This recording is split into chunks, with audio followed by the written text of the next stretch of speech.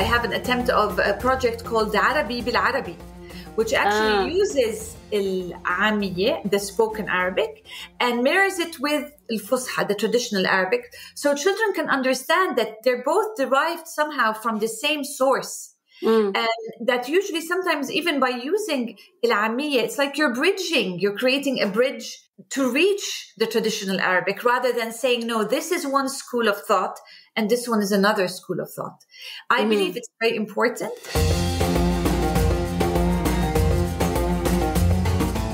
Hi friends, this is Read and Write with Natasha podcast. My name is Natasha Tynes and I'm an author and a journalist. In this channel, I talk about the writing life, review books, and interview authors. Hope you enjoy the journey. Hi everyone, and welcome to another episode of Read and Write with Natasha. So today I have with me Shireen Sabana, who's a highly skilled museum and heritage management professional specializing in curation. Beyond her contributions to museum, Shireen is a passionate children's book author with 2 titles to her name. She is the author of these 2 books I have right here, Tuk Tuk and Maimuna. So, Shireen, thank you so much for joining me today. I'm so happy to have you on the show. And Shireen, you have a very interesting and diverse resume. So you went from in the museum field to writing children's books. So how did that happen? First of all, thank you for hosting me on your program. I'm excited to be here. How did that happen? When you come to think of it, Natasha, I used to work in a museum field. Now, storytelling has always been an integral part of museums because museums showcase the history of humanity. They showcase the history of science, of human evolution, of even the evolution of the planet. So everything you do in a museum is about telling a story. So sometimes when people ask me, how did you transition from working in museums into writing books? I didn't feel really that it was that much of a transition. I always felt that storytelling and creating a storyline was part of my work. What happened was that after I moved from Jordan to the UK in 2019, and I had left my job in Amman, which I loved dearly, I had the time to pursue more of the interest that I had in writing. So I had begun a few scripts or a few texts years back, but never really gave them the time or the dedication. After moving to the UK, I had the time. And I decided to pursue writing more professionally and take it more seriously. And that's how I transitioned, or let's say, utilized the knowledge that I had in the museum field and the power of stories into actually writing books for children. So why books for children? Why not books for adults? Okay, that's a good question. Books for children, because my background comes in working in a children's museum. And to be honest, even when I started working in the museum, as if I stumbled upon that whole field of museums by chance. Because in Jordan, museums or museum education is an emerging field. And when the museum opened its doors, it was a novelty in Jordan and the region, to be honest. Yeah. So when I joined the museum, it was like I was introduced into a whole new world of education, fun learning, the ability to take really complex issues and simplify them and communicate them to children. And I think that that's where the passion really started, and it just stayed with me. So I'm fascinated with children's literature and books in general because of their ability to simplify things. And I find it quite intriguing how sometimes we underestimate the intelligence of children, or how much they can actually observe and how much they can actually contribute to issues that we think are quite complex. And that's why I turned to writing for children. So I want to ask you about your publishing journey. So I noticed that your publisher is, let me see, I think, who's the publisher? It was it's Hachette Antoine. Yes. Yeah. Where are they based, and how did you meet them? Okay, Hachette Antoine are based in Lebanon. Okay, Beirut, in the capital. And how did I meet them? Well, that's quite a long story, because Yes, I used to work in a field that was filled with contacts in the children's, let's say, education field. But I never really pursued building a lot of relationships with publishers. Okay. So when I embarked on this journey of starting to write, after, of course, you reach the stage where you feel that you, as a writer, you've completed your writing and you would like to share it with somebody else. I had no clue where to start. I knew of a few publishing houses for children that were in the region. Okay. And I went online, to be honest, Natasha, and started researching. And then I created a list of publishers. And I'm not exaggerating when I tell you that I sent the script to around 30 publishers. Okay. And some of them, of course, replied. Others do not reply. And eventually I reached Hachette Antoine. And it was through email. That's how we met, through me sending the script through the email that they have on their website, and then meeting the person in charge of editing children's books. And that's how the relationship started. And the first script was Maymuna وأفكارها المجنونة. Yeah. And it took, and of course now we're saying this, it takes a few minutes, but I am not exaggerating again when I tell you that this process probably took a year, if not a year and a half. The editing? Also, because when you communicate with publishers, there's always this dialogue. Sometimes the communication is cut off. They come back after a while. So it takes some time until you actually secure a deal to publish a book with a publisher. Yeah. And by the time that I had showed Hachette Antoine, Maymuna وأفكارها المجنونة, and they accepted it, I had also written Do'do. So when I shared it with them, again, they immediately fell in love with it and they said, could we please have both? And that's how I ended up publishing both books with the same publisher. And how did you find the illustrator, or did they find it for you? Now, in the field of publishing, there are different contracts with publishers. My contract with the publishing house is what they call a traditional contract, where the publishing house takes the full script from the writer, and they actually handle everything in terms of finding the right illustrator, editing the text, and even producing the book. So that's the form of contract that I have. Other publishers, of course, there's hybrid publishing contracts. There's more independent when you decide to do it all on your own. In my case, no, I went with the traditional method of finding a publisher, then accepting the script, and they handle everything else. Oh wow, you're lucky. Because I talk with a lot of authors from all over the world, and I mean, especially in places like, let's say, the US, the competition is really tough, and it's really tough to find a publisher. And even in the Arab world as well, it's hard to find. I mean, as you said, rejection, and so your work must be really good. And I read it; it's pretty good to land a traditional publisher in. I mean, honestly, a year is a short time in terms of the publishing world. Some authors take them like 5-10 years to get published. A year until I found a publisher, and then it took around 2 years. Until the books came out. So it's maybe a process of 3 years until the books actually saw the light, let's say. Yeah. But even year finding a publisher is lucky. But good for you. So I want to ask you about the themes of the book, especially Do'do. So Do'do is about a child, and I like how, maybe it's spoiler alert, how at the end we realize that the child has, a challenge, and the genie, I guess that was a genie, helped him with his challenge.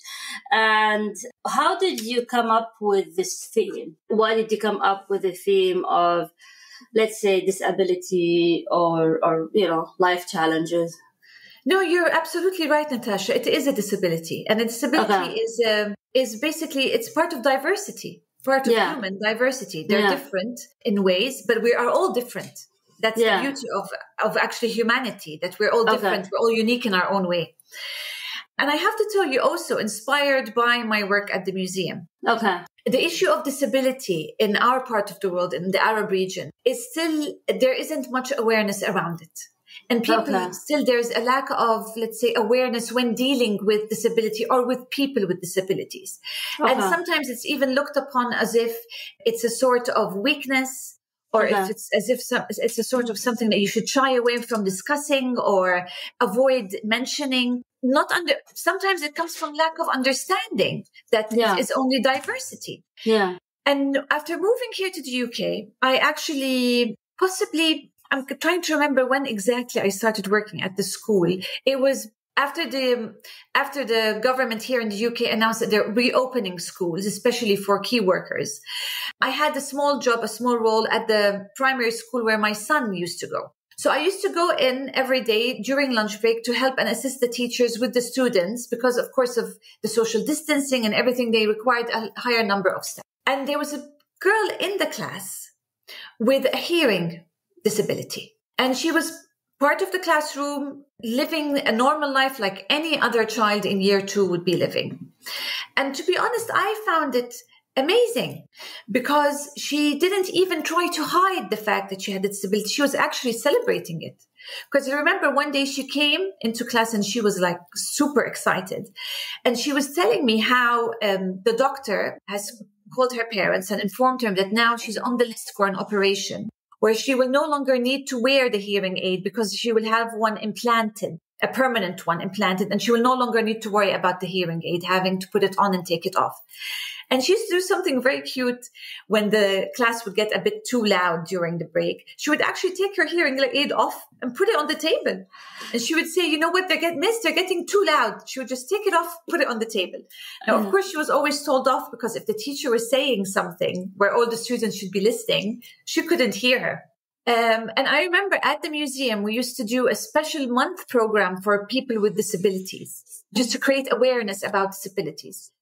And we would, during that month, the museum would even be open for free for any visitor with a disability or any family, just to encourage them more to come to the museum and use the facilities. And unfortunately... Sorry, the museum in Jordan or in the UK? Okay. In Jordan, the Children's Museum where I used to work. People wouldn't even feel encouraged by that to come. So I felt that looking at the Arabic children's literature, that we do have a few gaps, and especially when it comes to tackling these important issues. And if children at a young age are taught about differences and accepting differences and embracing diversity from an early age, they will grow up to be more tolerant citizens and even more accepting people, where you create empathy from a very young age is very important. Mm-hmm. So you have a wild imagination, and I loved how you imagined the small creature and what the small creature did in the house. How did you come up with this very cool idea? The thing is, I don't think that there's an idea that any one person comes up with. I feel that it's usually an accumulation of everything that you have read before or seen before or even watched before. Yeah. And all of us grew up being fascinated by these imaginary, whimsical characters. And especially at a younger age, even if we look at our children around us, they get attached even to things that are completely imaginative and do not relate to reality in any way. Mm. So I was thinking, how can I tackle this issue and talk really about disability without the child even noticing that we're talking about disability? So no character with a disability is introduced at the beginning of the book. Even I'm so far from the feedback that I've heard from people who have read it, none of them even suspect that anything is related to disability is in the book. Yeah. And the whole idea is, when children read this book, I want them to go into different imagination scenarios, exactly like what I went through, and imagine all sorts of things. So I hear things from children saying, this young man is actually collecting all the noises or the voices, and then he's actually going to pop up out of one of the scenes in the book, in the story. Children say that he's like Spider-Man coming from somewhere that we do not understand where they're coming from. Maybe he came from the clouds. So you find kids even blowing up the imagination, let's say, scale that I put into the story to beyond what I even imagined. So I think we all have this ability to imagine things that are not real. But as we grow up, we become more realistic. Yeah. And we tend to focus more on reality and less on imagination. Yeah, it's true. So what was the reaction? Like, how did the book, let's say, sell in the Arab world and beyond? And what was the reaction to it? And where can people find it? On Amazon, or just some questions about that? In terms of sales, to be honest, I cannot give you any information I don't really know, because again, this is something that the publishing house is handling. But definitely the book so far has been to numerous book fairs around the world. Okay. It's available in Jordan, my hometown, Amman, in Al Ahliya bookstore. Online, it's available through nilwafurat.com. And also on Hachette Antoine's website, you can find sources. So in terms of feedback that so far has been coming through people who have read it, or through what I've been hearing online, or from students from schools who have read it, it's extremely positive. And the fact that people just enjoy reading a book and find the story interesting, intriguing, makes them laugh, I think that's for me as a writer, that's very positive feedback. But in terms of sales, I really don't know, because the publishing house will share with me, of course, this feedback, but after 1 year of the book being released. Have you been doing your own marketing for the book? Definitely. What have you been doing? I was recently in Amman, where I went down and I actually did a few book readings in schools. I went also to the museum, to public libraries. I've also read to a few schools here in the UK, to a few Arabic schools, but I've done it online, a few of them online and a few also on site.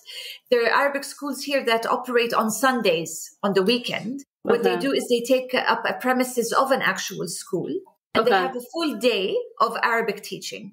So that has been also an interesting opportunity for me.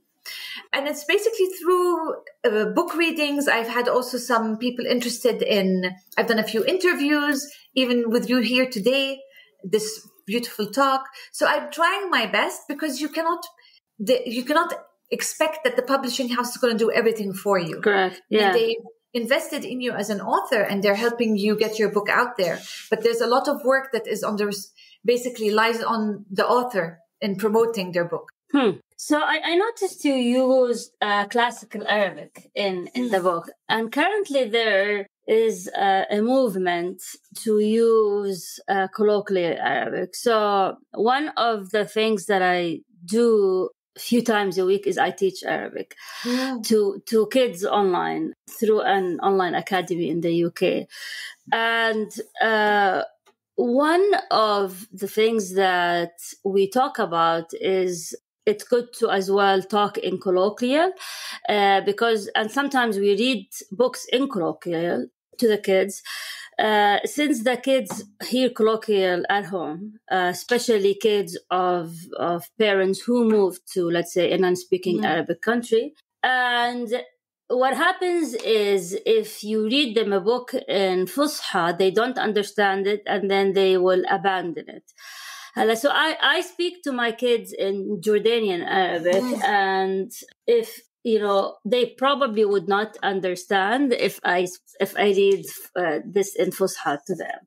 So what is your thought? And I know there are two different school of thoughts. One of them is, no, we have to keep our classical Arabic, and one other is, no, let's do dialects to encourage kids to, especially those of parents who live abroad, to at least know how to speak. So what are your thoughts on this?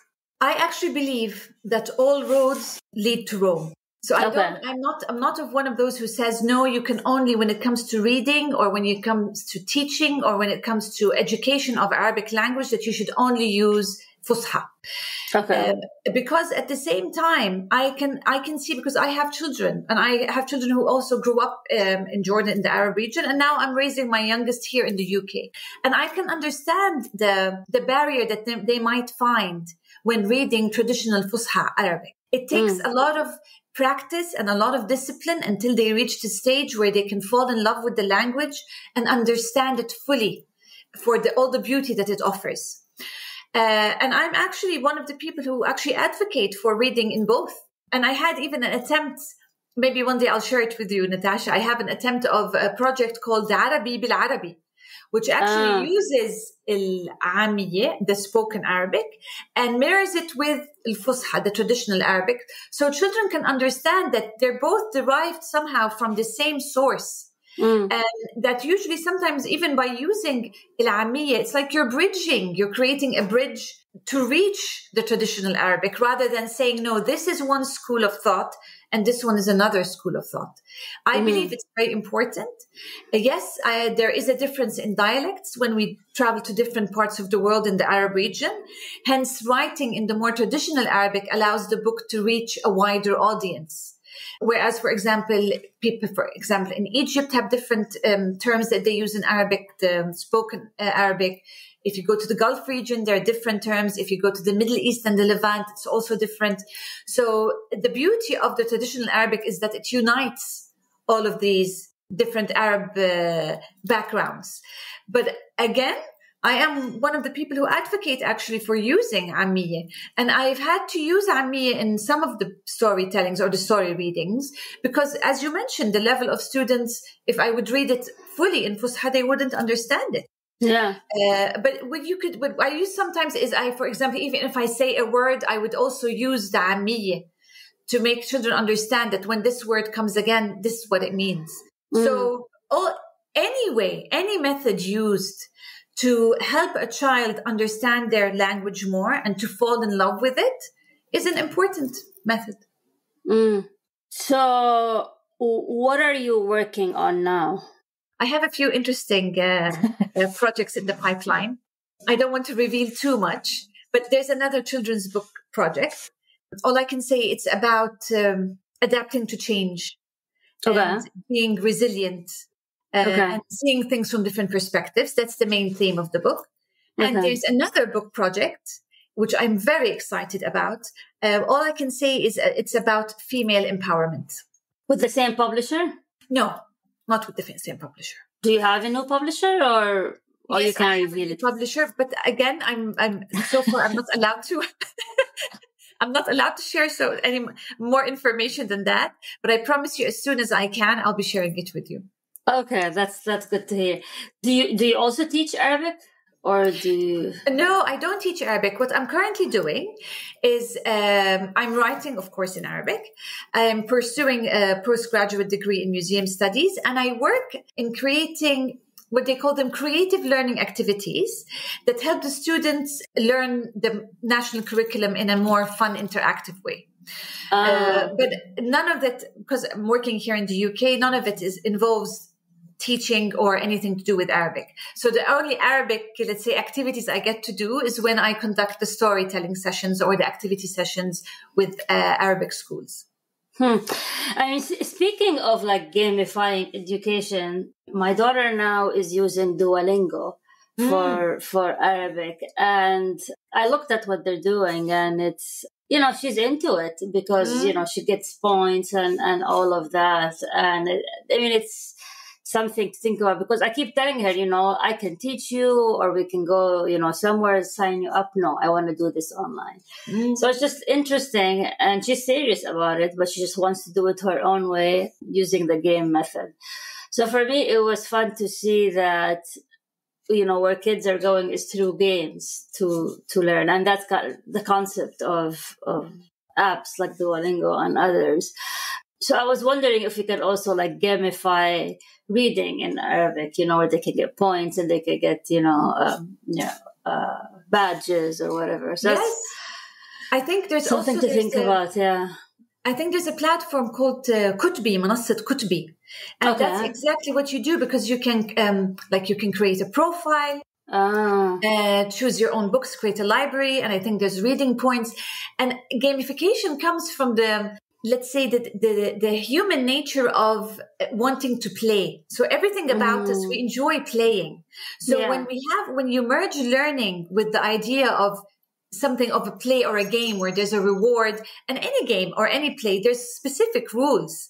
And that's what we like about actually games and playing, is that there's a specific set of rules that you have to do, you have to stick to in order to reach a specific point. And when you break those rules, you don't achieve this, you don't reach the point that you're supposed to reach. So definitely merging gamification with learning, regardless was it a language or a concept or a different field or any other subject or topic, is an extremely successful method.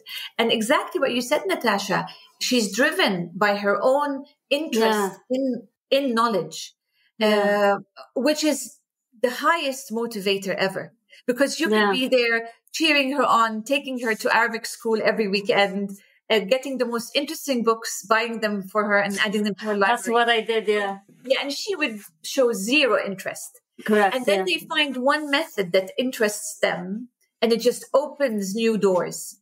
Yeah. So she's definitely on the right track. But it comes, of course, in being in the right environment. So understanding that it's important, being at least intrigued, a bit curious about it helps. But the fact that she's found her own way of learning is actually something that you should admire.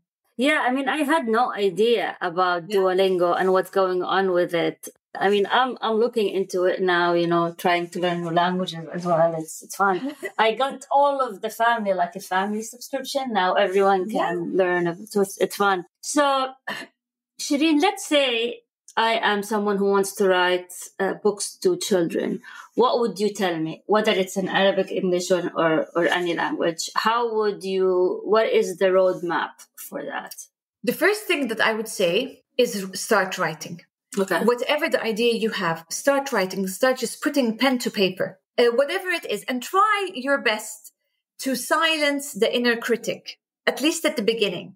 Because I'm telling you from experience, Natasha, the first Maymuna, وأفكارها المجنونة, when I first wrote it, the idea just came to me, and it was a few pages on a random notebook that I had even next to my bed. And then I read through it a few times, and then I was like, what is this? This is complete nonsense. And I just put it back in the drawer.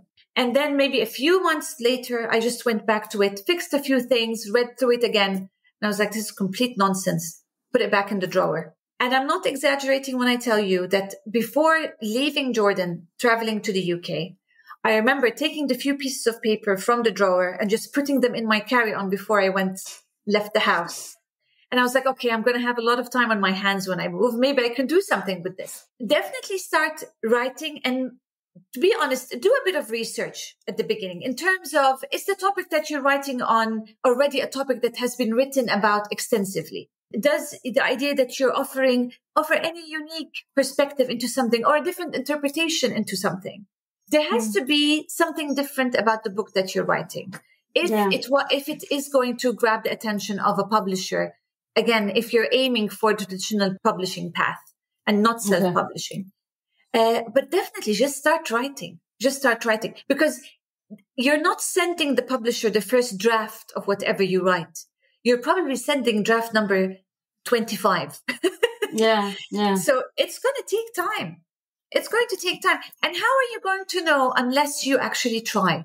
And even when you do send it to a publisher, it evolves. And you have to be accepting that it's going to change, emotionally detaching a bit and trusting that somebody else knows how to basically polish it a bit more or help you actually work on polishing it a bit more. So it's a very long process, but it's an interesting one because definitely there's so much learning involved in it.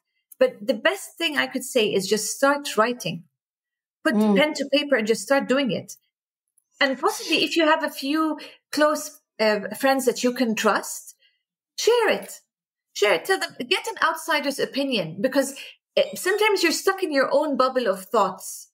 Yeah. And somebody comes from the outside and they say, wow, this is very interesting, but I didn't understand this. Oh, I was confused when I read this. So it's these small remarks that you get, the feedback that you get, and sometimes criticism, which actually help you improve. So I've been reading a lot lately, and I'm not sure how you feel about it, that with the rise of AI, some people are just plugging whatever, and especially when it comes to children's book and selling them online. How do you feel about the advent of AI and how it's going to affect publishing and all of that? I think it's going to affect publishing a lot because AI, again, it's like, there was this show on the radio the other day and they were saying AI is like Google on ecstasy. So basically what it does, it just goes and in split seconds, it can read through thousands and thousands of content that's available online and just create and merge it up and give you something. Yeah. So AI it doesn't have the creativity that a human brain has, but it doesn't mean that it's not a powerful tool. It definitely is. But again, something written by a robot I feel eventually, maybe now we cannot spot it, but I have a feeling down the line, we're going to be able to start spotting it and seeing the patterns and understanding the repetition of it. I'm all for, let's say, AI, use it, for example, if you want to edit a text. Use it, for example, to say, could you please help me identify a problem in this through these two sentences, if you want to use it. But I wouldn't say go and use AI to create a story or write me a story about. I find it very strange, as if we no longer want to think, as if you took the thinking and you gave it to someone else. And to be honest, it will possibly take away from your sense of achievement. Even if the world doesn't know, deep down, you know that you didn't write that. Somebody else wrote it for you. That's true. And eventually, I think, or maybe I could be mistaken. Sometimes I think maybe I could be mistaken. I mean, when the calculator first came out, everyone was saying the calculator is going to ruin math for a whole generation. Nobody's going to be able to do a mathematical equation after the calculator came out. And people were scared of it, and they were even lobbying to ban it and for students not to be able to use it. So anything that comes out at the beginning and creates a hype, we're resistant to it because we still don't understand it. But eventually, I'm sure there are going to be other tools that will be able to detect if it was written by AI. They haven't been developed yet. Eventually, they're coming, and definitely they will impact human creativity. Interesting. So, before we conclude, what kind of tips would you give to aspiring authors? I would say be ready for feedback that you will not like.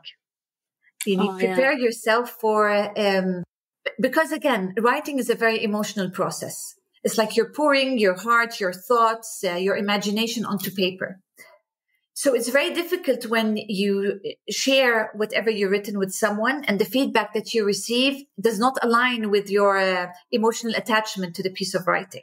Yeah. So definitely be prepared, be open, be prepared, be agile and flexible. Because yes, it might be your idea and you're very emotionally attached to it. But at the same time, there's other ideas or other perspectives that could help you even evolve and develop your idea furthermore. And another thing is research, everything you do, research, spend a lot of time researching, reading, understanding, talking to other people about your idea and not necessarily the full details of what you want to write about.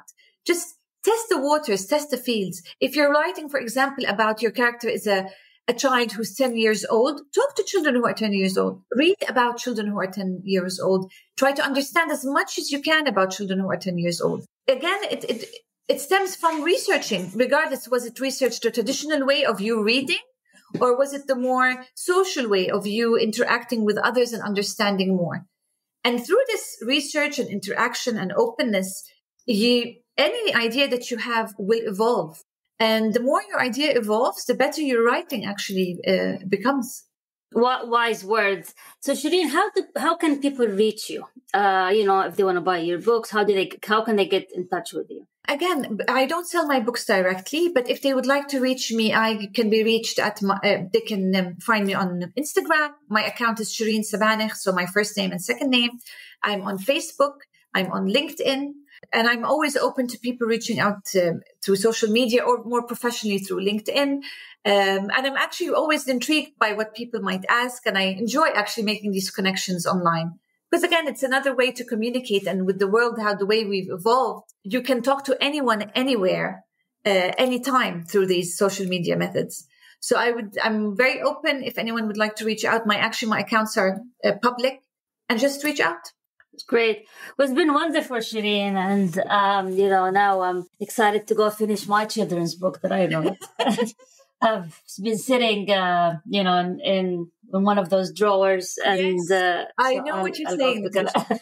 Yeah, I know what you're saying. But so just silence the inner critic, Natasha, and just really do it. Definitely. Thank you so much, Shireen. This has been wonderful. Thank you, Natasha. And for anyone who's listening or watching, thank you for joining us for another episode of Read and Write with Natasha. And until we meet again. Thank you for tuning in to Read and Write with Natasha. I'm your host, Natasha Tynes. If today's episode inspired you in any way, please take the time to review the podcast. Remember to subscribe and share this podcast with fellow book lovers. Until next time, happy reading, happy writing.